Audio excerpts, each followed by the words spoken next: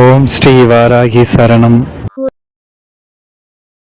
ஏவல் பில்லி சூனியத்திலிருந்து விடுபட எலுமிச்சை பழ பரிகாரம். வாராகியை நம்பி வழிபாடு செய்ய துவங்கி விட்டால் உங்களுடைய வாழ்க்கை பிரச்சனைகளை அவள் பார்த்து கொள்வாள். துன்பங்கள் எல்லாம் உங்களுக்கு சொந்தமாகாது. துன்பங்களை எல்லாம் அவள் வாங்கிக் கொண்டு இன்பங்களை மட்டும் உங்களுக்கு கொடுத்து விடுவாள்.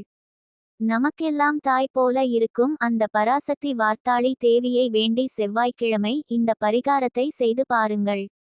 நிச்சயமாக உங்கள் குடும்ப கஷ்டங்கள், குடும்ப பாரங்கள் குறைந்து வீட்டில் நிம்மதி பிறப்பதை மனதார உணருவீர்கள்.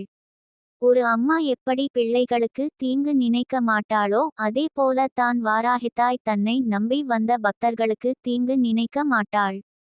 செவ்வாய்க்கிழமை ஒரு எலுமிச்சம்பழம் கடையிலிருந்து பேரம் பேசாமல் வாங்கிக் கொள்ளுங்கள்.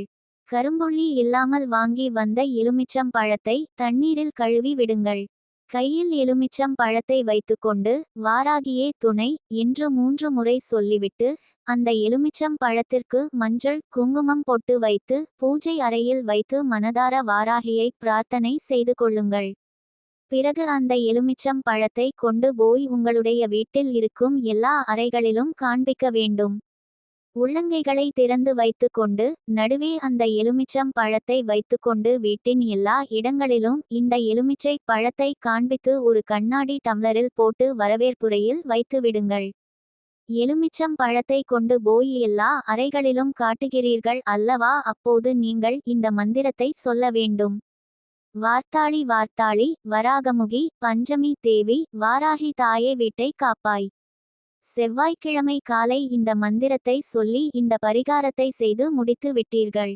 செவ்வாய்க்கிழமை இரவு 9 மணிக்கு மேல் ஒரு சின்ன அகல் விளக்கில் கற்பூரம் ஏற்றி வைத்து அந்த நெருப்பில் இந்த எலுமிச்சம் பழத்தை போட்டு பொசுக்கி விடுங்கள். இந்த பழம் கற்பூரத்தில் அவ்வளவு எளிதில் எரியாது. இருந்தாலும் அந்த எலுமிச்சம் பழம் முழுவதும் கருகும் வரை அதை நெருப்புக்கு இரையாக்கிவிட்டு அந்த மிச்சமீதி இருக்கும் சாம்பலை வீட்டிற்கு வெளிப்பக்கம் கொட்டி விடுங்கள்.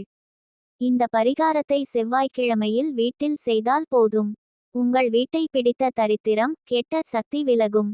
கண் திருஷ்டி விலக்கும். எதிரி தொல்லை விலகும். ஏவல் பில்லி செய்வினை போன்ற பாதிப்புகள் இருந்தால் கூட அதிலிருந்து உங்கள் வீடு பாதுகாப்பு வட்டத்திற்குள் வந்துவிடும். இந்த பரிகாரத்திற்கு பிறகு உங்கள் வீட்டை பாதுகாக்க வேண்டிய வேலையை வாராகிதாய் பார்த்து கொள்வாள் என்ற தகவலுடன் ஆன்மீகம் சார்ந்த இந்த பதிவை நிறைவு செய்கிறோம். இது போன்ற பயனுள்ள ஆன்மீக தகவல்களை கேட்க நமது சேனலை சப்ஸ்கிரைப் செய்து கொள்ளுங்கள்.